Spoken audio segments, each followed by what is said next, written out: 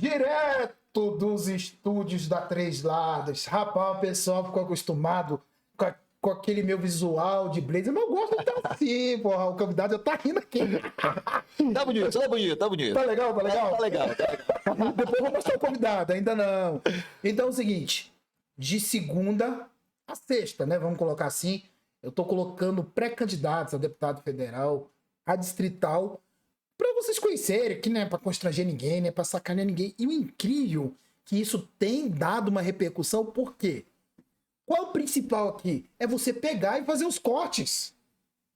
O Patrick Aguiar, por exemplo, tava mais eu e o Gabriel aqui, botou bolsa academia, mano. Claro, tem a cacetada e tem gente que se conecta. Porque você fala com um nicho, você tem que falar para quem tem a possibilidade de votar em você. Então, tá interessante. Aqui a pessoa tem todo o respeito do mundo, que não é para constranger. Entendeu? É pra constranger também, botar pra fuder em vocês. Então, dê like nesse vídeo, se inscreva no canal e eu vou ver aqui se eu não erro o nome do convidado, porque o Coronga lascou minha memória. Não, mas não tem como eu esquecer. Eu tô aqui, já pode abrir a câmera já. Eu tô aqui com o Cristiano Lopes, que é pré-candidato a deputado federal pelo PSB do nosso querido Rafael Parente. Um abraço. Fala com o passarinho de vez em quando. Que tem, eu sei, eu entendo. Abraço você também, Hollenberg. Dizem que o Hollenberg gosta muito de mim, não. Um abraço pra ele. Ele vai assistir, não vai, Cristiano? Não, vai assistir. Rapaz, eu tô aqui com... Posso chamar de professor Cristiano? Pode, Cristiano, como você quiser.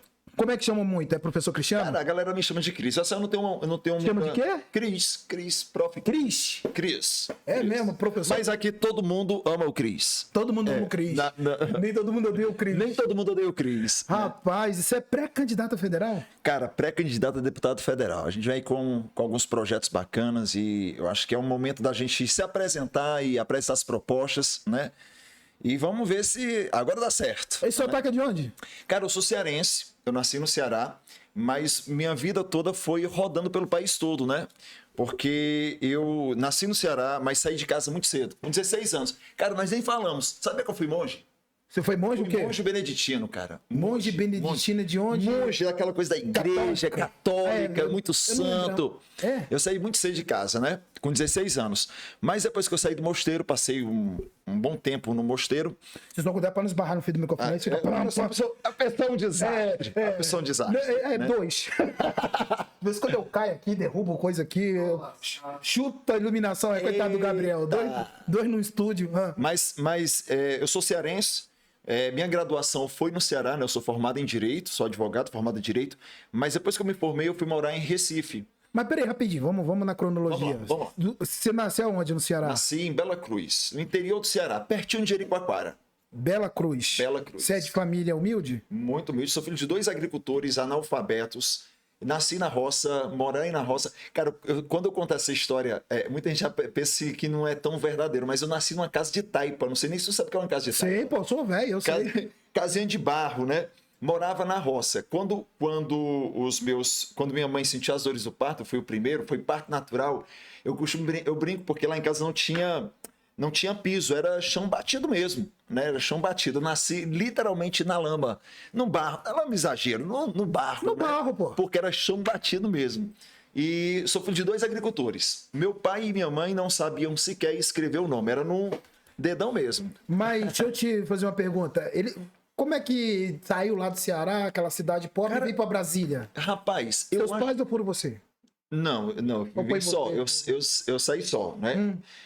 Eu saí de casa muito cedo por causa do mosteiro, por causa do convento. Fui para um convento, né? Para estudar, para ser padre e tudo mais. Agora, eu hoje imagino, não via naquela época, mas hoje eu acho que eu saí cedo de casa porque eu via tanta necessidade, tanta miséria, vou colocar entre aspas, mas tanta necessidade em todos os aspectos, de condições, de moradia, de alimentação, de roupa, de tudo. Que a oportunidade que os padres que me convenceram, né, me apresentaram, assim, cara, eu acho que eu posso dar uma virada, dar uma guinada. Só que naquela época, claro que eu não pensava dessa forma, né? Hoje eu penso dessa forma. Eu acho que fui para lá, talvez para uma tentativa de dar uma guinada, uma mudada de vida para mim e para minha família. Ainda passei 6 anos... Você acredita em Deus? Acredito. Não no Deus institucionalizado. Sim, né? Mas você acredita. Você acha que às vezes Deus... Eu não tô aqui para doutrinar, mas... Você acha que às vezes Deus bota a gente num caminho e no final vira outro. E aí, como você quiser chamar, de Deus, Jesus, Buda, Oxalá, enfim, eu acho que cada qual tem a sua forma de se religar. Eu vejo você aqui com um crucifixo. Eu sou católico. Essa é a sua forma de se religar. E para mim, independente da crença religiosa que o outro tenha, né, tanto que uma das minhas pautas é intolerância religiosa. Eu acho que cada qual tem o seu caminho, cada qual tem o seu trajetória. Vamos lá devagarinho, as suas pautas são... Então, eu gostei aqui, mas vamos lá. Mas aí você ficou no mosteiro quantos anos? 6 anos. Um bom 6 tempo. anos, foi um bom tempo. Deu ali para se alimentar legal. Deu, né? até para dar uma nutrida. Aquela sustância. É verdade. Não, mas a alimentação é boa, a formação é muito boa. Né? No convento, no mosteiro, por exemplo, no mosteiro beneditino, a formação que você tem é muito grande. Foi até uma surpresa para mim, porque quando a gente vive em uma circunscrição eclesiástica, em um quadro da igreja, a gente pensa muito assim, nossa, o local mais sagrado é a capela, é a igreja. E uma coisa que me surpreendeu, logo que eu cheguei no mosteiro, o superior da casa me levou e disse assim, olha, você vai agora conhecer o coração dessa casa religiosa. E me levou na biblioteca e disse, é a biblioteca e não a capela. Um monge sem estudo não fica aqui. Então, assim, a formação, de fato, ela é uma formação muito... rigorosa, severa, de certa forma bem severa, bem rigorosa, né? Tanto na formação religiosa como na formação acadêmica. Então você tem aula de história, português, latim, né? Tem Bíblia, óbvio, tem a liturgia, os cultos, mas a formação ela é bem rígida mesmo. Vamos lá, passou 6 anos no mosteiro. Passou 6 anos, voltei para o Ceará. Nessa época eu morava no convento de Olinda. Quando você falou assim, não dá mais, isso aqui não é para mim. Isso não, cara. Não é o que eu imaginava, né? E aí eu saí do convento e fui para Fortaleza. Morava em Fortaleza. E lá em Fortaleza foi quando eu comecei a fazer a faculdade de Direito. Consegui, numa seleção para uma dispensa de 1 ano, né? Porque também não tinha dinheiro. Então consegui uma dispensa de 1 ano numa seleção que a gente teve lá na Unifol, onde eu sou formado. E aí, no primeiro ano também comecei a me envolver com vários amigos, professores que me deram todo o apoio e comecei a fazer pesquisa. E todo semestre eu conseguia uma bolsa para aquele semestre, né, diante de pesquisas, monografias, apresentações. Diziam que era um pouquinho bom na oratória, então... Porra, que bom, caralho, bom demais. E aí, de repente, apresentava algum trabalho, ganhava premiação, e nisso a gente fui conseguindo estudar, basicamente, o curso todo de Direito de forma gratuita. Então, você é advogado? Sou advogado. O AB, aquele negócio todo. Aí, você veio para Brasília em que ano? Em Brasília, eu resido há 6 anos, mais ou menos. 5, 6 anos. Só 6 anos? Eu trabalho em Brasília há muito mais tempo, há uns 10 anos. Né? Um pouco mais de 10, 11 anos. Né? Mas fixar residência aqui... Mas o que foi? Foi a água? Rapaz, foi a água. Na verdade, assim, desde que... Eu sou casado com outro advogado, né? Então, assim, desde que eu... Eu sou casado com outro advogado. Peraí, depois vamos lá. Agora não, calma. Ele também é advogado e ele é de Brasília, né? A gente se conheceu de fato. Você conheceu Brasília por meio do seu marido? Isso, né? Ele é. Seu marido já é de muitos anos aqui. Na verdade, sim, a gente se conheceu lá porque ele foi fazer faculdade também no Ceará. Pô, tu é gay, cara? Sou gay, pô. Pode falar que é gay? Pode falar que é gay. Pô, tu é mais macho que eu, bicho. Não, bicho. Mó machão, compadre. E tem que... Acho que é o primeiro... Não, você é o segundo gay que eu entrevistei. O primeiro foi o Rafa Parente. Não, mas não precisa... Mas assim, a gente... Mas por que tu tem um jeitão de machão assim? Tu é mais macho que eu, pô. O pessoal não, mas aí, amigo, qualquer um é mais macho do que você. Parar com essa história aí, porque... Não, foi teu assessor Foi meu assessor que disse isso, ó. Se ele falar isso, você fala... Foi a assessoria... Rafael Costa. Legal, vamos lá. Isso é política, legal. Certo. Mas, ó, deixa eu falar uma coisa. O que você quiser. A gente acaba criando muitos estereótipos, né? É como se, por exemplo, eu sou heterossexual, eu tenho que ser insensível. Isso não existe, né? Ou eu sou gay, eu tenho que ser afeminado. Não há problema nenhum se você é um gay afeminado, se você não é um gay afeminado, se você é um gay travesti, se você é um gay... Enfim, o estereótipo não vai medir o caráter de ninguém, né? Que a gente na sociedade criou, né? Mas aí você vê o cara bigodão, fortão. Mas aí tem tantos pais de famílias que são pais de famílias e que... Exatamente. Então, assim, esse estereótipo ele tem que ser mudado, na verdade, né? Porque a gente acaba criando nossos pré-conceitos. Porque né? você tá de aliança, né? Isso. Você tá de aliança. Isso. Na minha cabeça, não tem preconceito. Eu falei, pô, o cara é casado e tem uns 3 filhos, né? Pela aliança. Na minha cabeça, estereotipada. Mas não, você é casado com... Mas olha, eu acho que a gente passa por tantos... Com um rapaz, porra... Tantos preconceitos e discriminações, por exemplo, o cara é todo tatuado. É né? bandido. É bandido. Porra, eu sou todo riscado, né? Isso não vai tirar o meu caráter, minha integridade, as pautas que eu defendo. É tanto que é muito comum, quando eu não, sou advogado, sou professor de direito constitucional, sou mestre em direito constitucional, sou doutor em ciência política. E aí o pessoal começa a dizer assim, como assim? Eu achei que tu era professor de educação física, porque já vem o quê? Um estereótipo. Estereótipo, né? Verdade. É bem... E a gente vai desmistificando muitos dos nossos estereótipos, porque os estereótipos só criam mais preconceitos. Mais segregação. Né? E isso não é bacana. Né? É verdade. Isso não é bacana. Não, porque, pô, você tem quantos anos? Eu, 43. Não, mente não, deve ter uns 30. Não, eu sou da década de 70, eu também sou eu tenho 40, eu vou fazer 46. Mas você parece que tem um pouquinho mais. Eu tô meio acabado. Isso aqui, jornalismo acaba. Você tá um gatinho. Relaxa aí, tá um gatinho. Mas não tô te cantando não, viu? Senão seu marido vem aqui e me dá umas porradas. Você tá doido? Mas olha aí, ó, você é uma pessoa bem comunicativa, muito qualificado. Você é muito qualificado. Obrigado. Né? Vamos lá, você é advogado? Isso. Eu sou especialista em direitos humanos. Direitos humanos? É bom, isso é polêmica essa pauta. Vamos chegar lá. Vamos chegar lá. O meu mestrado é em Direito Constitucional, né? E eu sou doutorando em Ciência Política. Então, você é muito qualificado. Eu estudo um pouco. Você acha que... Assim, mas vamos lá, você falou do estereótipo. Eu acho que isso também é... Eu acho não. É política, principalmente. Pô, o pessoal olha você...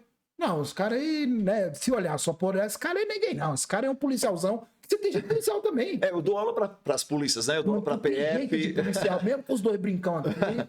Eu dou aula de concurso público também, né? Então, assim, você é professor de cursinho também? Isso, sou professor de Direito Constitucional e Direitos Humanos para concursos públicos. No país todo. Eu migrei para cá, para Brasília, de fato, hoje atuo principalmente aqui em Brasília, né? Porque o meu público maior, de fato, aqui em Brasília. E dou aula para PF, PRF, para Polícia Civil, para Polícia Militar, para os bombeiros. Estou com a turma atual da Polícia Penal do DF. Então, assim, eu acabo pegando bem esse público das polícias. E há um respeito muito grande. Interessante, porque é um público que, a priori, tem um pouco mais de preconceito, né? Mas eu acho que se a gente tem a possibilidade de entrar e falar e representar sem medo, é você também saber se posicionar, sabe? Eu acho que você saber quem você é. Porque preconceitos, nossa, se eu for te falar o que eu já passei como vítima de preconceito, sem nenhum vítima. Não, mas tem um caso? Conta aí um caso aí. Nossa, olha, um dos motivos eu ter vindo para Brasília, por exemplo, eu estava na migração Brasília-Recife, eu morava em Recife, Brasília-Recife, última eleição, 2018 principalmente. Os ataques foram tão grandes, que só para você ter uma ideia, de criação de fakes, de criação de avatares com ameaças e mais ameaças, né? Ameaças de morte. Sendo que quando a atual presidente ganhar... Pode falar? Fala o que quiser. Quando a atual presidente ganhar... o pessoal estava com um porte de arma, iria me matar. Isso não foi só fala. Por exemplo, às vezes eu estava dando aula e aí a galera chegava, mandava foto tipo assim, uma arma com o celular aqui, né? Tirando foto de uma arma, apontando por exemplo, meu marido na rua, dentro de carro, né? Apontando, na próxima tu vai chegar em casa, ele vai estar morto, né? Chegaram a entrar, fotografaram o meu carro, né? Diziam qual era a placa que eu me segui. Chegaram a fotografar a porta do meu apartamento dentro do meu prédio. Então, assim, e nós já descobrimos, né, assim, eu tenho muitos amigos que são policiais, delegados e tudo mais, e um dos delegados na época, Paulo Furtado, um delegado, um amigo do coração, isso é incrível, a gente vai investigar. Deixa isso em off, a gente vai investigar. E descobrimos, foram 3 ex-alunos, 3 PMs, inclusive, né? Que aí, enfim, não deu em nada porque ficou na ameaça. E no Brasil, infelizmente, a ameaça é crime tipificado. Tiveram a porrinhaçãozinha deles, né? Muito leve, sabe? Muito nada. Leve. Mas vem cá, o seu marido é famoso? Não, é advogado. Mas é famoso aqui em Brasília? Não, é um cidadão comum. Você que é o mais famoso. Não sei se eu seria famoso. Sim, as pessoas te conhecem. Conhecem você porque, é da mesma leva ali de... Pode me corrigir sem problema, tá? Reginaldo Veras, professor Israel. Boa. Professor Israel, você é do mesmo... Francenildo, né? Acho que é o Francenildo. Não, fala assim, não tem problema não. Não, eu acho que talvez, assim, eu não sou conhecido apenas aqui em Brasília, né? Porque eu acabo dando aula em 8 estados, então eu estava rodando o tempo todo. Por causa dos eventos, os congressos. Eu tenho alguns livros publicados, né, de direito constitucional, direitos humanos, processo constitucional, prática constitucional. Hoje eu tenho 15 livros de direito constitucional publicado, então acho que acaba circulando um pouquinho. Bom, né, tivesse trazido. Cara, pois pelo menos o de prática, né? Mas tem um que é bem interessante, que é um chamado Prática Constitucional, onde eu ensino os jovens advogados a entrarem com ações no judiciário, recurso, né? Eu dou o passo a passo das peças processuais. Esse é um dos mais vendidos e também vários livros para a OAB, porque eu acabo auxiliando aí na formação desses jovens advogados. Né? Então, alguns livros de direito constitucional nesse sentido. Que você é comunicativo, não tem dúvida. Eu gosto assim, que não me dá trabalho. Eu só de iniciando, eu só levando a bola aqui, o cara chuta. Por que política, cara? Por que você tá entrando na política? Rapaz, é o seguinte... Porque você é bem sucedido. Tá na cara. Eu trabalho muito, né? Mas assim, eu trabalho bastante, mas sou professor. Né? Eu sou professor. Você é um profissional, quando eu digo bem sucedido, você é um cara... você é uma autoridade. Eu sou professor. Então, assim, como professor, não sou professor, eu sou professor de uma rede privada, então dou aula. Se eu trabalhar, eu tenho dinheiro. Se eu não trabalhar... Sim, mas você faz coisas fora da rede privada. Advocacia também, né? Mas a minha advocacia... Quantas vidas você não ajudou a transformar? Cara, são vidas... E principalmente nas pautas que eu defendo, né? Porque eu atuo muito em trabalho, direito do trabalho, direito civil, né? Auxiliando, participei de várias comissões como advogado, comissões da OAB, das comissões de diversidade, direitos humanos. Então, principalmente em pautas como essa, né? Então, assim, aquilo que a gente pode ser voz, a gente vai sendo voz. Né? Que muitas vezes, a minha advocacia, eu acho que como advogado não financeiramente para mim não é tão interessante, porque eu acabo advogando muito mais na defesa do que por aspectos financeiros. O que paga de fato as minhas contas é o professor. Eu advogado acho que é muito mais uma missão, é quase que uma vocação. Não, mas vamos lá, às vezes uma pessoa lá no sol nascente sofre, né? Vamos lá, uma homofobia daquelas brabas que apanha. Mas eu não cobro por isso, amigo. Você não cobra? Eu não cobro. Você pega o carro, vai... assim, porque... Gasta do seu bolso. Essa dor não é uma dor daquela pessoa. É uma dor minha. Então, assim, não é uma defesa que eu crio para um projeto. É uma defesa que está na minha carne. É uma defesa que está na minha alma, na minha vida. Não é um projeto criado para um projeto político. Na verdade, até respondendo o que você tinha perguntado anteriormente, chegou um momento da minha vida, e talvez por isso o encaminhar agora para a política, chegou um momento na minha vida em que eu acho que só falar, sabe? Porque às vezes a gente vê muita fala na rede social, por exemplo. Eu não gostei disso. Eu cansei de notas de repúdio. É verdade. Sabe, eu cansei de notas de repúdio. Como advogado, como membro de comissões da diversidade, como membro da Comissão de Direitos Humanos, como membro da Comissão de Defesa dos Direitos, de Direito Constitucional, Direitos Fundamentais, eu cansei de fazer só nota de repúdio. Chega um momento que assim, nota de repúdio não é o suficiente. Então, apenas uma fala não é suficiente, uma nota de repúdio não é suficiente. Eu preciso de ação. Né? E como é que eu poderia... estar mais ativo? Eu quero ir agora para a execução. Então, eu quero ter a oportunidade de estar ali para, de fato, executar. Muitas das nossas conquistas não foram conquistadas por pautas legislativas, foram por pautas judiciárias. Nós conseguimos muitas conquistas porque, cara, a gente cansou de não ter um executivo forte ou que defenda determinadas pautas que nós defendemos, de ter um legislativo que, de fato, se empenhe. É tanto que muitas das nossas conquistas foram conquistadas por decisões judiciais. Mas você vai... Qual o cargo que você pretende concorrer? Eu quero vir como deputado federal. Você é pré-candidato a deputado federal. Pelo PSB. Isso. Do ex-governador Rodrigo Hollenberg, que inclusive eu escrevi uma matéria dele dizendo que, para mim, ele é um dos caras dos bastidores hoje, é ele. Porque eu também achei ele um nome muito forte. Né? Não quero te botar nessa polêmica, mas muita gente achava que o Rafael Parente não iria emplacar. Chega lá, o cara na espontânea, top 3. Foi uma surpresa. Pra você também? Foi uma surpresa.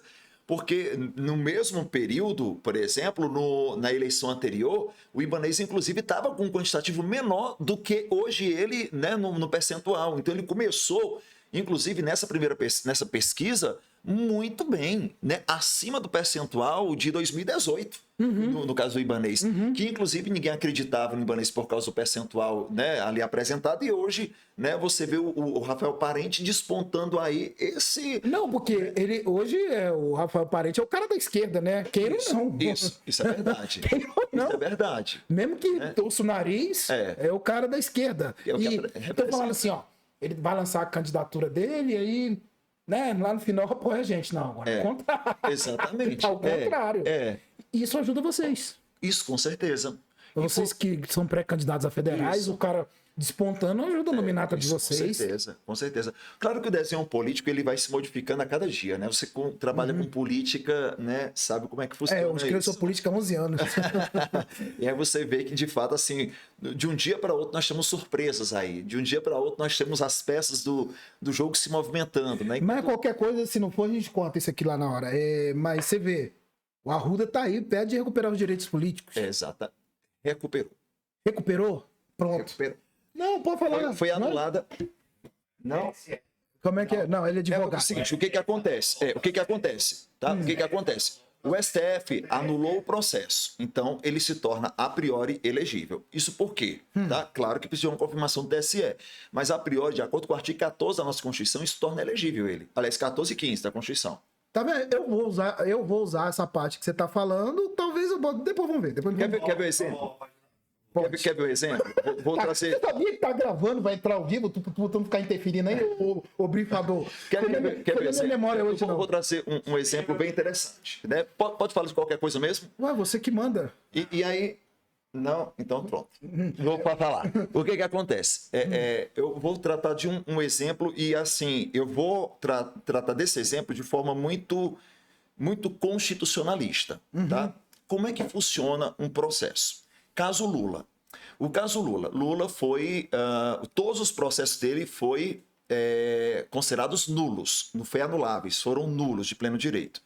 Como é que funciona dessa forma? Muita gente diz, mas ele não foi perdoado, o processo vai continuar. Olha, se eu me guio pelo artigo 5º da Constituição, ninguém é considerado culpado até sentença judicial transitada em julgado. Se houve uma sentença que ela foi anulada, volta ao zero. Perceba, ele pode ainda responder? Pode, mas hoje, pelo processo, e aqui sem viés político, sim, sem pelo viés constitucional, ninguém é considerado culpado até sentença judicial transitada em julgado. Se houve anulação, então, nesse caso, e foi anulação por competência, né? A anulação foi por competência, porque quem julgou não tinha sequer a competência para julgar. Agora, pode falar palavrão, foda-se. Porque é o seguinte, depois de 5 anos, né, é que foram fazer essa análise. Ou seja, é uma análise que deveria ser uma análise primária, a competência, né? Vício de competência é vício anulável. Aliás, é vício nulo de pleno direito. As coisas elas têm que andar direitinho pelo bem do país. Ninguém pode ser... aquele Sérgio Moro é uma piada, é um palhaço, é um babaca. Tem que falar a verdade. Tanto que ele tá aí, um bosta. Entendeu? Porque o processo começou errado. Eu não tô defendendo ninguém, tô defendendo Lula, não tô defendendo ninguém. Mas eu acho que as coisas, elas têm que ser corretas. Ninguém pode ser maior que o processo. O cara quis ser maior que o processo. Tava na cara que lá atrás ele usou o Lula como escada política, porra. Tem que admitir isso. Isso é. Né? A sua exoneração é em busca de uma troca de um cargo no Supremo era pública e notória. Pública e notória. Pública e notória. Ele usou o Lula como escada. Com certeza. Isso é óbvio. Com certeza. Precisa... Eu não voto no Lula. Não precisa muito. Mas o que acontece? A gente vive, talvez, hoje uma fase no Brasil em que as pessoas, elas acham por achar, ou elas defendem simplesmente porque acham que é correto. E assim, eu tenho minhas ressalvas com relação a isso, sabe? Eu defendo o que eu defendo, mas eu não defendo porque eu acho isso bonito ou que eu acho isso errado. Não, se não tiver um respaldo legal, constitucional, eu acabo me eximindo de certas coisas. Você sabe que ninguém pode te refutar? Que você é extremamente qualificado na área do direito. Estuda um pouco, amigo. Estuda um pouco. Você defende... Mas legal isso aí, cara. Deixa eu te falar. É igual o menino, quando veio aqui, ele falou do Bolsa Academia. Cara, às vezes você tem que falar algo... para até as pessoas saberem que você tá ali. Não é para ficar... Porque conhecido você não precisa. E talvez você já é uma visibilidade, né? Uma visibilidade. Então, você agora deu uma aula de direito sem partidarismo. E a gente precisa, muitas vezes, de pessoas assim na política. A gente precisa de pessoas que saiba como as coisas andam de verdade. Não só em gritaria. Entendeu? Eu falo de todas as vertentes. Uma das pautas que você defende... são direitos humanos. E muita gente fala no Brasil que direitos humanos é só para bandido. O que você acha disso? Cara, eu acho que é assim. Talvez o próprio parlamento tenha criado, e eu queria que não fosse proposital. Eu queria que não fosse, mas parece ser proposital. Tentar personificar algo que não dá para ser personificado. Vou trazer um exemplo. Eu dou aula para a polícia há muitos anos. 15 anos dando aula para a polícia. Para turmas de carreiras policiais em todos os sentidos. E uma das coisas que a gente mais vê é, às vezes, o policial, por exemplo, dizendo: e cadê os direitos humanos que não nos dá o armamento, nos dá uma proteção? Mas isso não é direitos humanos, isso é má gestão de governo. Né? Então é muito mais fácil eu terceirizar para uma coisa que não existe os direitos. Cadê os direitos humanos que não olham para a gente? Não, isso é falta de gestão. Não é direitos humanos. Os direitos humanos defendem pautas que são essenciais: a vida, a dignidade, a propriedade, a segurança, a liberdade. Isso é direitos humanos, né? Algumas pessoas que, de fato, ocupam cadeiras que deveriam proteger, não fazem. Mas aí é o quê? Má gestão e não direitos humanos. Né? Os direitos humanos e direitos fundamentais aí previstos na nossa Constituição a partir do artigo 5º, para ser bem exato, do 5º ao 17, são direitos que são essenciais. Então, muitas vezes, as pessoas são induzidas, inclusive, a tentar personificar, porque é muito mais fácil eu cobrar dos direitos humanos do que eu cobrar do parlamentar. É muito mais fácil eu cobrar dos direitos humanos que não existe como pessoa, né, do que de um governador, de um presidente, de um prefeito, de um vereador, de um senador. Terceiriza. Assim, os direitos humanos da vítima. É criar um inimigo imaginário. É muito mais fácil. Então, eu como governador, presidente, senador, parlamentar, eu me eximo dessa responsabilidade. A cobrança não tem que ser aos direitos humanos. Os direitos humanos têm que ser aplicados, mas a cobrança é o executor. O que é direito humano? Direitos humanos, como eu disse, são direitos essenciais. São direitos fundamentais fundamentais da nossa existência.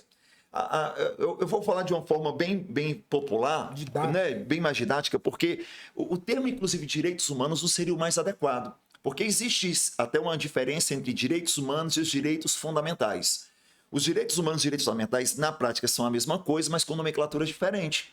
Por exemplo, se eu utilizo o termo direitos humanos, é uma nomenclatura que eu vou utilizar para direitos que são positivados, firmados em tratados internacionais. Por exemplo, é tanto que nós chamamos tratados internacionais de direitos humanos, convenções internacionais de direitos humanos.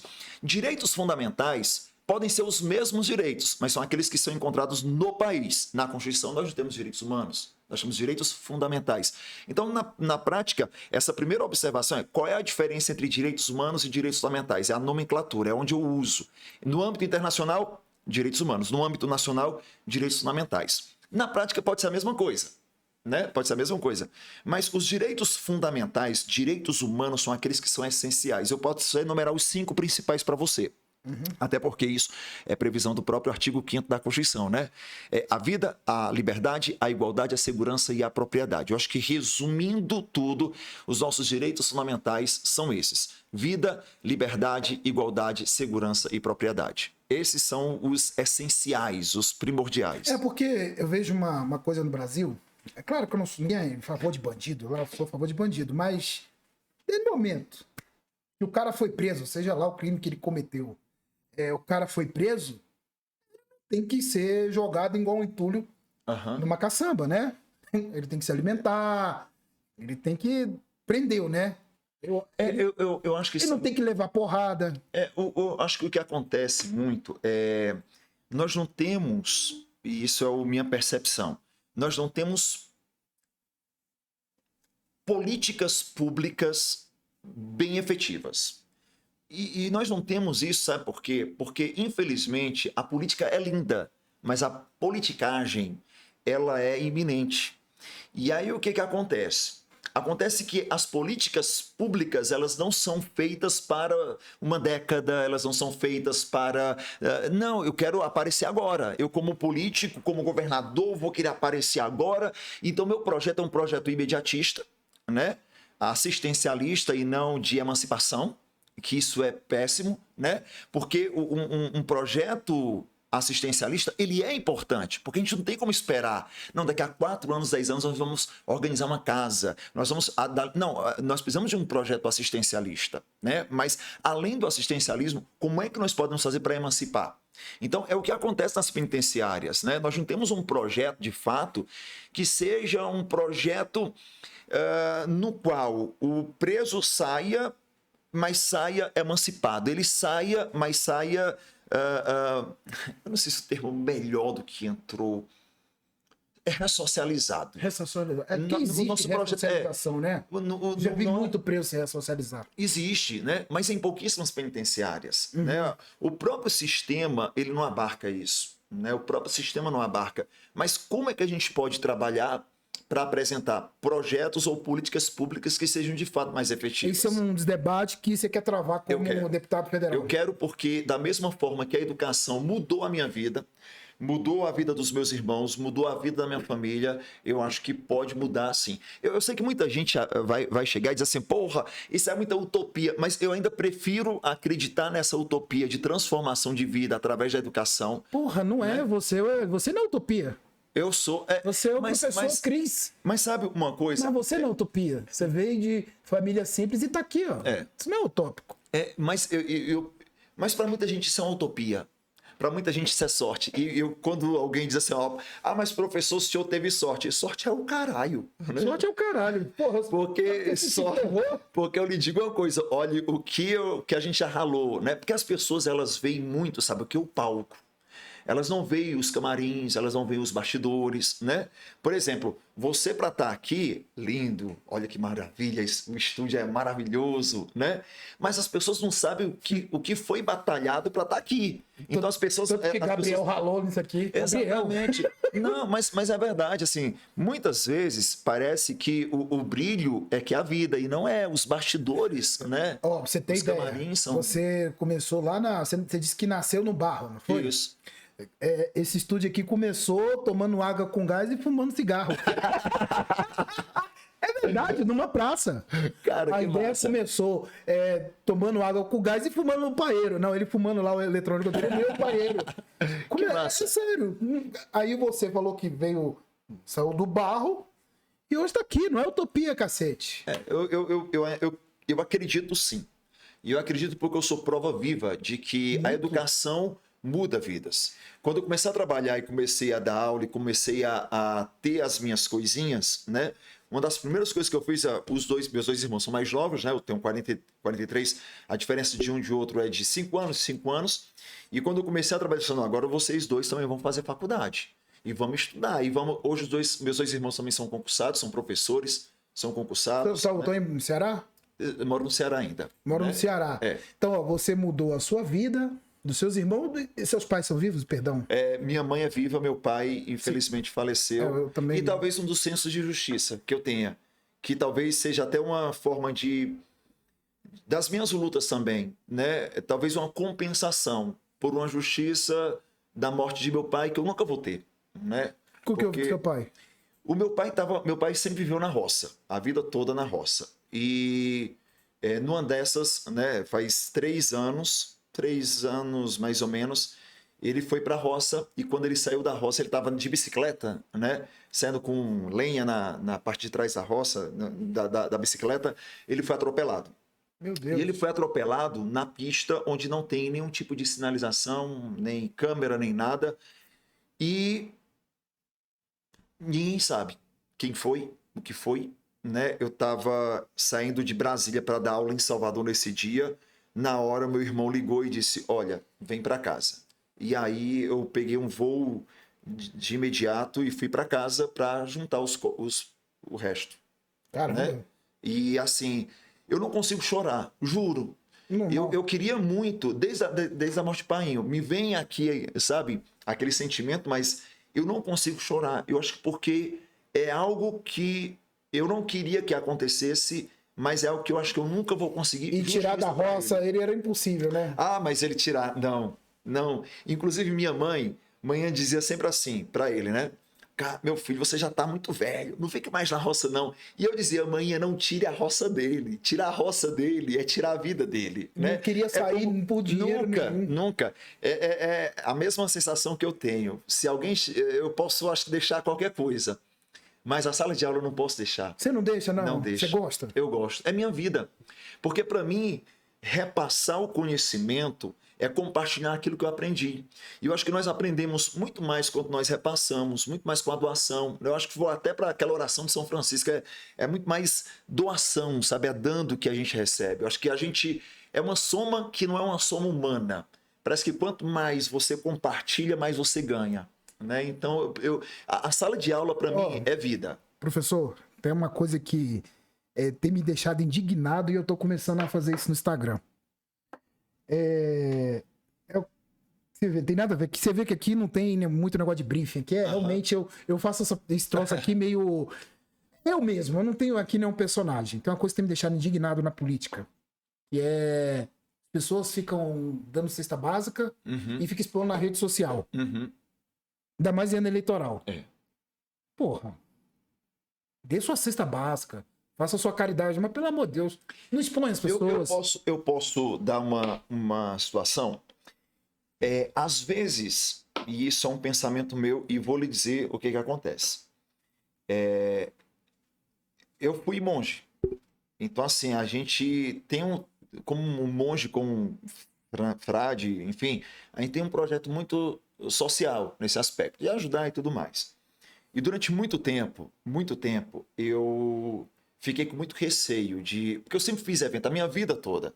Então, por exemplo, eu faço e eu quero que fique claro que não é uma demagogia para, nossa, agora o cara quer aparecer. Não, eu sempre fiz projetos sociais, aulões, beneficentes. Estou fazendo, inclusive, nesse final de semana 2. Né? Todo mês eu faço alguma coisa.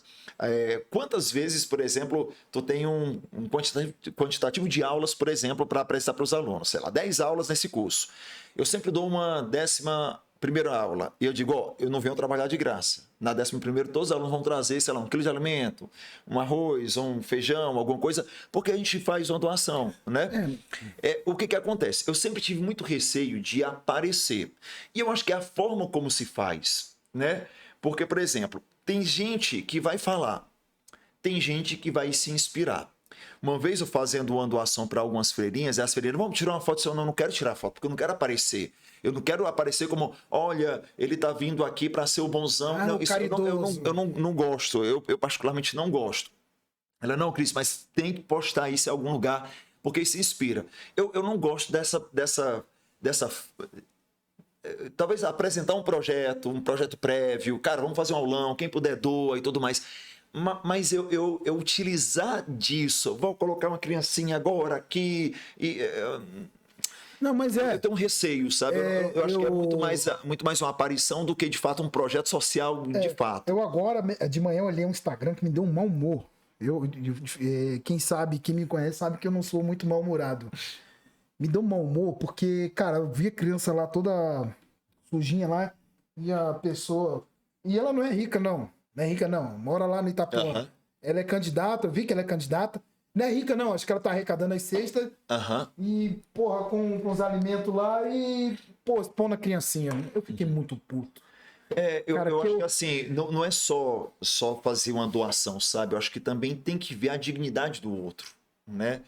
Porque eu acho que é muito bom e eu acho que se a gente pode fazer a doação, eu acho que se a gente está no momento de que você pode ser o doador, acho que a gente tem que agradecer muito, né? Mas a doação não precisa de uma exposição daquele que está recebendo, porque isso fere um dos princípios máximos, inclusive da Constituição. O artigo 1º, inciso 3º da Constituição traz como um princípio basilar a dignidade da pessoa humana. Eu acho que a dignidade do ser humano tem também que ser ali respeitada.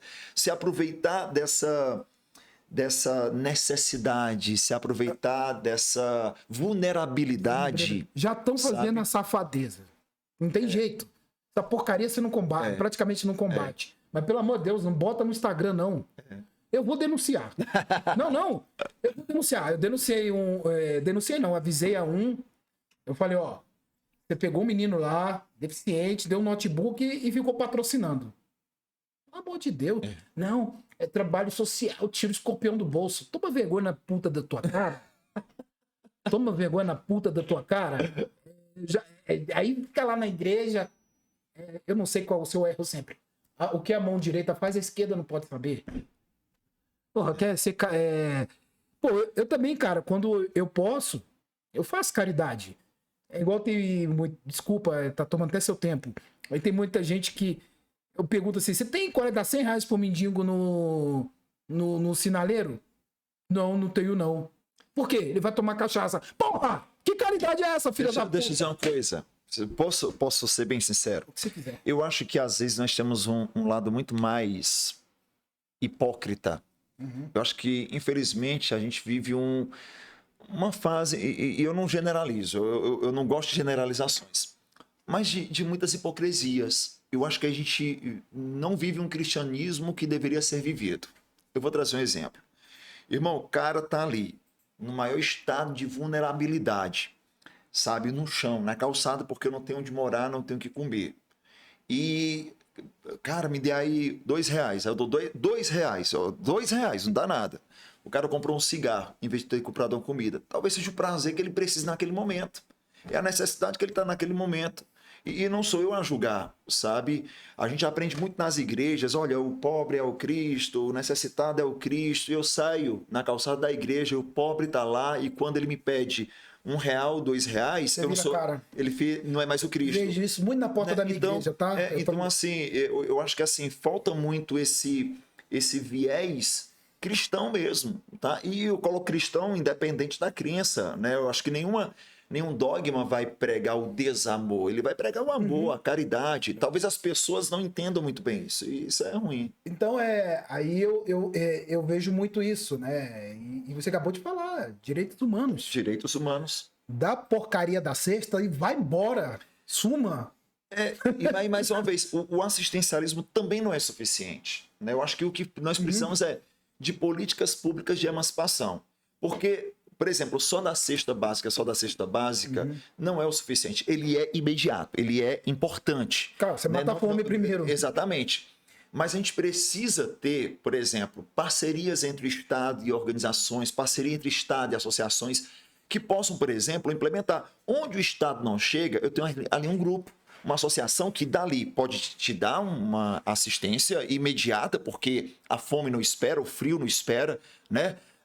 A falta de teto não espera, mas ao mesmo tempo, o que nós podemos fazer para que você daqui a pouco esteja, sei lá, ainda que profissões mais simples, como trabalhando aqui, ganhando um salário ali, e você começa a se emancipar, e dali de onde você ia, por exemplo, naquele grupo associativo, que você iria apenas para receber uma cesta, de repente você está trabalhando ali, você está trabalhando em outro lugar, e faz uma parceria de repente com outras empresas, e tem como fazer. Concordo demais com o que você está falando. Eu acho que tem que ser assim.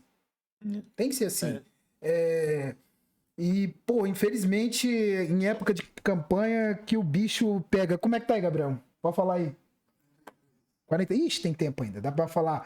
Dá pra falar aqui sobre Você falou aqui, né, no começo, é que eu falei, aconteceu um negócio aqui, eu quando vi, falei, cara, né, pô, casada, tem uns 5 filhos, mas... Não, sou gay. Você é homossexual e você também vai defender pautas LGBTs. Isso, e inclusive uma das principais pautas, né? Não é a única pauta. E eu digo assim, a defesa do LGBTQIA+, não é uma defesa... LGBT o quê? LGBTQIA+. O que quer dizer? Quer colocar as letrinhas? Vamos ver? Vai. LGBTQIA+. Fala aí o que quer dizer letra por letra. Lésbicas, gays, bissexuais, transexuais, travestis, né? Queers. O que quer dizer queers? Queers? Cara, seria... Eu não sei exatamente como é que eu poderia colocar isso como um conceito, né? Vai, Rafa.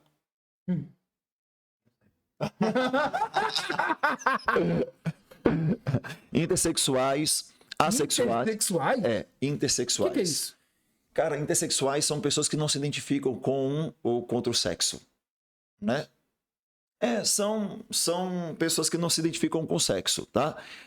E assexuados. E também o mais, porque assim, deixa eu explicar. A sexualidade, ela é ampla. Me perdoa. Não, a sexualidade, ela é ampla. Né? A sexualidade, ela é ampla. A gente não pode confundir uma orientação sexual com o sexo, né? O sexo é homem, mulher, né? A orientação sexual é a sua preferência sexual, né? O seu desejo sexual, né? A identidade sexual é como você se identifica. Por exemplo, eu sou homem, né? E eu sou um homem cis, porque eu me identifico como homem. Eu não quero ser mulher, eu não quero... Não, né? E a minha orientação sexual é homossexual. Eu sou gay, porque eu gosto... Meu interesse sexual é por uma pessoa do mesmo sexo. Mas quando eu falo nessa proteção, não é uma proteção simplesmente uma proteção de defesa para uma pauta política, né? A defesa da comunidade LGBT é uma defesa minha, da minha alma, da minha carne, né? Eu enfrento isso diariamente. Talvez não tanto quanto alguém mais da periferia, talvez não tanto, e eu luto muito. Por isso que quando eu faço as defesas como advogado, inclusive reconhecimento de união de pessoas do mesmo sexo, adoção por casais homoafetivos... Hoje tem no cartório, né? Hoje pode fazer direto no cartório, mas é uma conquista que não é uma conquista legal. Todos os direitos que foram conquistados pela comunidade LGBT, ela pode colocar também assim, o LGBTQIA+, para até resumir, né? Mas todos os direitos que foram conquistados, como a adoção de pessoas do mesmo adoção homoafetiva, a união de pessoas do mesmo sexo, direitos trabalhistas, direitos previdenciários, né? Tudo isso foi conquistado por decisão judicial, o que infelizmente não nos traz uma segurança jurídica. Porque, perceba, hoje o Supremo entende dessa forma. Amanhã essa decisão pode ser derrubada. Né? O Supremo pode mudar, né? A composição do Supremo. A composição pode mudar e a jurisprudência pode mudar. Porque uma jurisprudência, ou seja, uma decisão reiterada do tribunal, ela não é absoluta. Ela vincula. A decisão dele vincula quem está embaixo, mas não ela é autovinculante. Mas você, por exemplo, é casado no cartório? Sou casado no cartório. Então, vamos lá. A falta de um... O seu marido tem os direitos. Tem todos os direitos. Porque eu já vi casos que, né, o cara tinha união civil com outro rapaz por 20 anos. Aí a família que, tipo, chutou o cara teve direito a tudo. O que acontece? Há alguns anos, essas decisões elas surgem muito mais de 2002, 2012, 2013 para cá. Né? De fato, assim, a decisão, o CNJ, mais ou menos em 2013, 2014, é que regulamentou uma jurisprudência. Mas perceba, nós não temos lei. Nós não temos lei, porque o nosso parlamento é muito conservador, né? O parlamento é conservador e muita gente que entra com essa pauta em um período político, na prática, quando chega lá, não luta de fato como deveria lutar. E infelizmente, sabe, esse deputado Pink, né? Essa fala, né, mais de defesa à comunidade, parece que virou um pouco modinha em alguns parlamentares. E é muito chato isso, porque são parlamentares que nunca defenderam nada, que nunca apresentaram nenhuma proposta, e quando apresentam propostas, são propostas muito genéricas, que não são propostas de defesa da comunidade LGBT, que é uma das minhas pautas, né? Mas que agora, né, surgem, e muita gente acaba surgindo com... Não vou citar nome, de verdade, para não... Que não precisa dessa polêmica. Pô, tem cara que até... Teve aí uns aí que até que se se assumiram, já estavam no armário aos 12 anos, né? Aproveitaram o embalo. Nós tivemos, mas sendo... Sim, mas tem nome pra mim. Mas o que acontece eu acho que a minha... Eu falo de mim, na minha pauta. E você nunca deixou de se assumir? Não, nunca neguei que sou gay, né? Sofri vários preconceitos. Imagino. Mas eu lhe digo assim, eu acho que talvez hoje, por eu me posicionar como eu me posiciono, por eu defender como eu defendo, eu exijo muito respeito. E assim, nada mais me abala. Posso falar uma coisa? Posso. Você, não sei se você sabe disso, mas você impõe respeito. Você, a sua persona, faz a gente ter respeito. E é o seguinte, eu agradeço principalmente a gays, lésbicas, travestis que tenham talvez um traço mais forte, mais identificatório, se eu posso colocar assim, porque eles foram os primeiros. Então, se hoje eu estou aqui, eu não levei a lampadada que uma travesti levou, né? Eu não levei uma lampadada que uma lésbica levou, que um gay mais afeminado, né, levou, né? Passei por muitas ameaças, né, por ser gay, simplesmente por ser gay. Então, assim, se hoje eu estou em algum lugar em que eu possa ser voz, se eu estou hoje num lugar de fala onde eu possa ser voz e possa ser representatividade, eu quero utilizar essa oportunidade. Mas quem quer bater nos outros porque é gay, porque quer dar bunda também, aí não tem coragem de dar bunda, cara, fica nessa porra. Pois é, mas aí... Cara, não tem nada a ver você bater numa pessoa por uma orientação sexual. Mas aí que tá. Idiotice. Olha, eu acho que também é muito errado a gente pensar só dessa forma, sabe? Sabe por quê? Vou lhe dizer. Porque tem gente que bate em gay, não é porque ele é um gay rustido, é porque ele tem ódio mesmo. É uma pessoa odiosa, né? Odiosa. Nós temos, por exemplo, pessoas que são extremamente racistas, homofóbicos, porque são. É natureza. Infelizmente, né? Nós temos boas e más pessoas. Né? Então, assim, eu me questiono muito. Né? Por que eu vou me meter na escolha do... mas eu não aceito, como várias vezes. Mas eu não aceito casamento de pessoas mesmo. Você pode até dizer isso, se o pedido de casamento foi para você. Mas se o pedido de casamento não foi para você, não cabe a mim ou a você decidir com quem João vai casar, com quem Maria vai casar. Isso é uma decisão, imagina só, é falta de empatia, né? Mas eu não aceito que você se case. Como é a tua mulher? Eu não tenho mulher, não. Eita, eu sou solteiro. Eu acho que ele é gay. Eu tô... Cara, é o seguinte, quando for o período eleitoral, eu vou conversar com você, viu? Vou conversar com você. Não perceba. É vocês que armaram isso aí, né? Cara, eu tô achando que ele vai sair do armário logo menos. Não, mas tem armário aqui. Sou eu. Mas, irmão, sabe o que é que as mulheres não me querem. Mulherada não me quer. Olha, não, dá um close desse cara. Mulherada não me quer. Cara, gostosão da Ceilândia. Gostosão da Ceilândia. Você tá louco? Tá. O cara ficou vermelho, pô. Beba uma aguinha, beba. Uma aguinha. Como isso aí vai? Mas olha, eu acho que é até falta de empatia. Quem sou eu para assim, ó, tu pode casar com A, não pode casar com B. É uma escolha. Puta que pariu! Cara, você é uma figura, bicho. Mas não é, pô. Né? Não, mas não tem mulher, não. É dizer que você não pode ou que eu posso. Porque isso é um direito. Casamento é uma liberdade individual. Né? É uma liberdade individual. E quando eu defendo, na prática, uma pauta LGBT, ela não é uma pauta que é só LGBT. Porque, na prática, né, eu estou defendendo, por exemplo, direito à educação do LGBT, direito à saúde do LGBT, a uma dignidade na sua idade avançada, né? Então, moradia, então, todas as pautas, né? Então, claro que a pauta LGBT, eu acho que é uma pauta que, inclusive, eu Cristiano, né? Por eu me identificar com a pauta, como pessoa, eu me identifico com a pauta, porque, como eu disse, tá aqui na minha carne, mesmo que eu não chegasse a levantar, é uma pauta que eu vou brigar, eu vou lutar por essa pauta. Né? Claro que outras pautas como a educação, a saúde, política pública de qualidade, serviço público de qualidade, né? São pautas que são extremamente necessárias. Então, eu sou professor, eu sei as necessidades do professor, sei as necessidades da educação, né?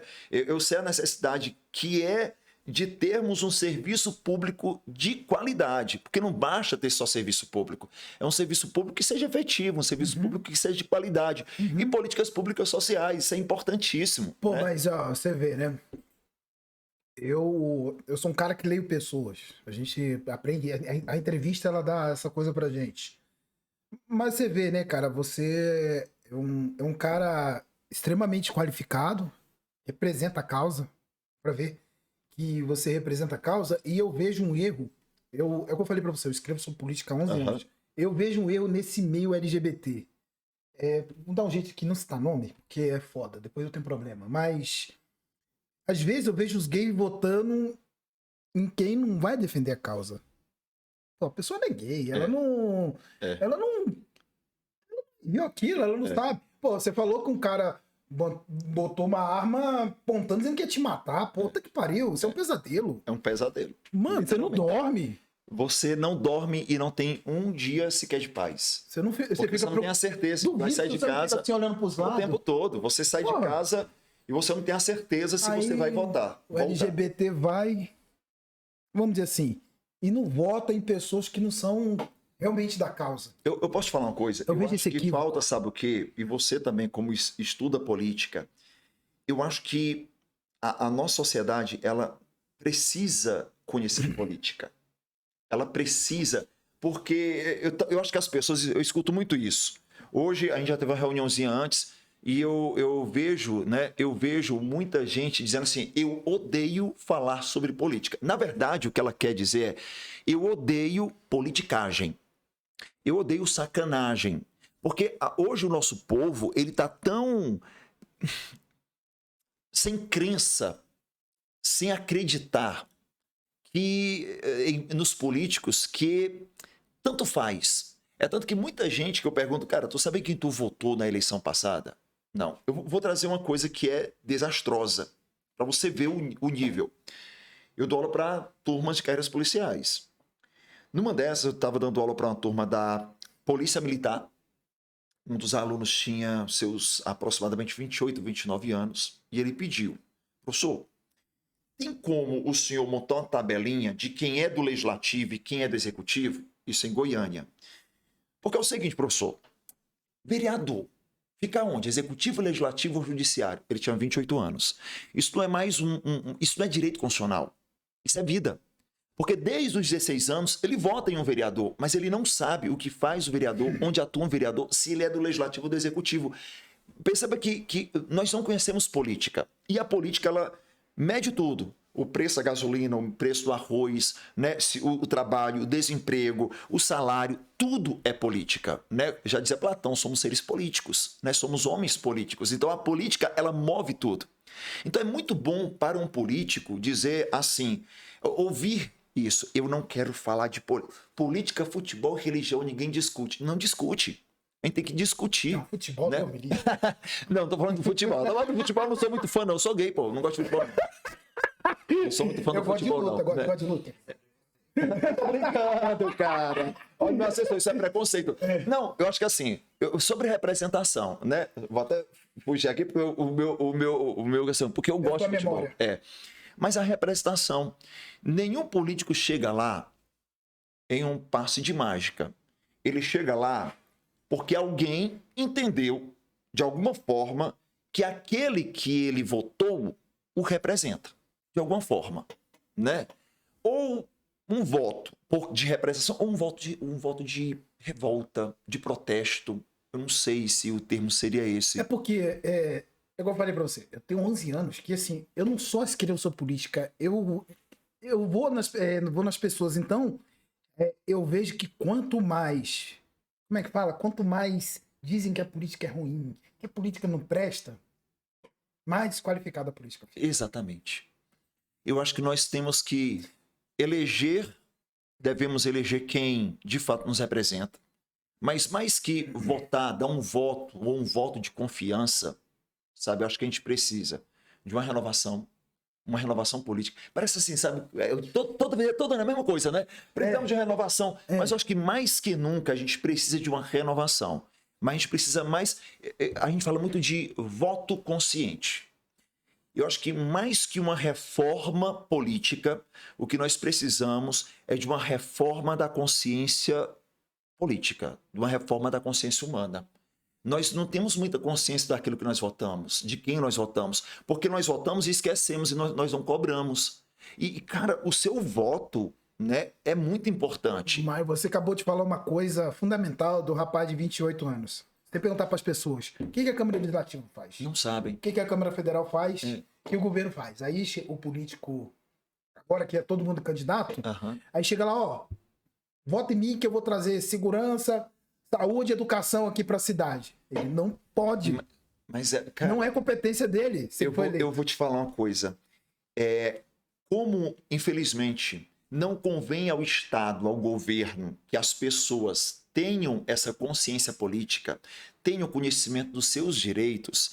Eu, como processualista, como professor de direito constitucional, né, dou aula de processo legislativo. Eu sei o que pode e o que não pode, quem tem competência e quem não tem competência.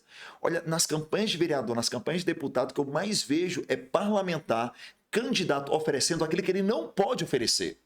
Ele apresenta propostas que ele não pode apresentar. Exemplo, tem deputado deputado estadual, né, que defende, por exemplo, que quando estiver lá vai mudar a Constituição Federal para aplicar a pena de morte. Esse é o cara, não pode, você não tem competência. Um deputado estadual não pode, o artigo 60 diz quem é que pode propor emenda à Constituição. Mas ele promete, inclusive, o que é impossível de se fazer. Só que muitas vezes o clamor social, né, diante de tanta injustiça social, nossa, agora sim, eu acho que vai dar certo. E acredita em falácias, em promessas malditas, em promessas inconstitucionais, em promessas ilegais, que não fazem nenhum respaldo, porque, infelizmente, o nosso povo não conhece e não convém que conheça os direitos básicos que se tem, né? Professor Cristiano, professor Cris. Esse aí é o professor Cris que ninguém odeia, né? Todo mundo odeia o Cris, mas nem todo mundo odeia o Cris. Todo mundo, rapaz, você é uma... Além de tudo, é uma excelente personalidade, de verdade. Entendeu? Obrigado. Legal que, deixa eu te falar, muita gente gosta de ficar de frente comigo, não. Você acha que você já sabe já a fama, né?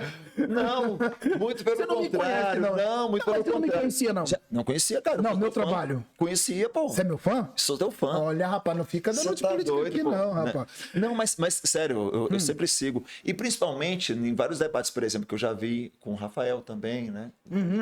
O Rafael teve aqui e o Rafael também, outro que tirou. Eu gosto. Difícil entrevistar o Rafael. Eu gosto de uns passarinhos que vão por aqui. Tem uns passarinhos que vão por aqui. Foi o podcast mais difícil de fazer foi com o Rafael Parente. Foi? Foi, porque hoje eu não tô naquele. Não tô nos melhores dias, não. Se você ver os. Vou mandar você tomar. Não, mas você vai gostar. Zoeira o tempo todo e, cara, com o Rafael tive que me conter muito, de verdade, e foi bacana, também foi um dos melhores podcasts que eu fiz. Então fala o seguinte, tá vendo aquela câmera ali? Aquela câmera ali é só sua agora, só sua. Então você vai ali, você vai dar seu recado final e manda ver, tá ali a câmera ali, ó. Essa daqui. Essa ali, ó, pode olhar. Isso. Olha, toda a minha vida, ela foi uma vida de puro ativismo. E não ativismo por ativismo. Ativismo porque tudo isso que eu defendo é algo que eu vivo na minha carne. E eu sempre defendi que eu não preciso ser para me indignar, eu não preciso ser para lutar. Eu não preciso ser gay para me indignar com homofobia, eu não preciso ser mulher para me indignar com machismo, eu não preciso ser negro para me indignar com racismo, eu não preciso ter uma crença religiosa para me indignar com intolerância religiosa, eu não preciso ter nenhum tipo de deficiência para me indignar com tanto capacitismo. Eu tenho que ser humano. E ser humano é respeitar o outro, é respeitar a liberdade do outro. Aliás, a gente escuta muito no artigo 5º da Constituição que todos são iguais perante a lei, mas nós vivenciamos uma desigualdade social imensa. E é essa a minha pauta, é essa a minha luta, né? Tentar, pelo menos, trazer uma equiparação de direitos, trazer uma equidade de direitos, tratar iguais como iguais, desiguais como desiguais, que é o princípio basilar da Constituição, é o princípio basilar daquilo que eu vivo. A defesa, e não a defesa por pauta política inventada agora. Não. É uma pauta de vida. São pautas de vida. E é isso que eu pretendo, irmão. Então, ó, você que tá aí, acompanhou o professor Cris, dê like no vídeo, se inscreva no canal. O que você quer? Dá o arroba. Divulga suas redes sociais. Pronto. @Prof. Cristiano Lopes. Tudo, tá? Instagram. Me segue no Instagram, pô. Dá aquela curtida. Você me segue? Eu sigo, pô. Sou o primeiro a te seguir. Você não me segue, não. Olha lá, hein? Veja lá, Rádio Corredor, você é o negócio. Não, eu tô brincando. Lá na Rádio Corredor. Mas, ó, Prof. Cristiano Lopes. Todas as redes sociais. Prof. Cristiano Lopes, tá? E a gente conversa lá, a gente compartilha. E eu acho que no Mosteiro eu aprendi uma frase. Né, já terminou, mas... Não, né? Fala, tranquilo. Tem uma frase que é uma frase que eu levo para minha vida, que eu, desde o Mosteiro. Nós temos 2 ouvidos e uma boca. Então, escutemos mais e falemos menos. Isso não quer dizer que você não possa falar, não, mas eu acho que falta muito isso, sabe? Escutar qual é a necessidade, porque às vezes eu posso defender algo ou ter um planejamento meu, mas quando nós escutamos, a gente sabe de fato quais são as principais necessidades.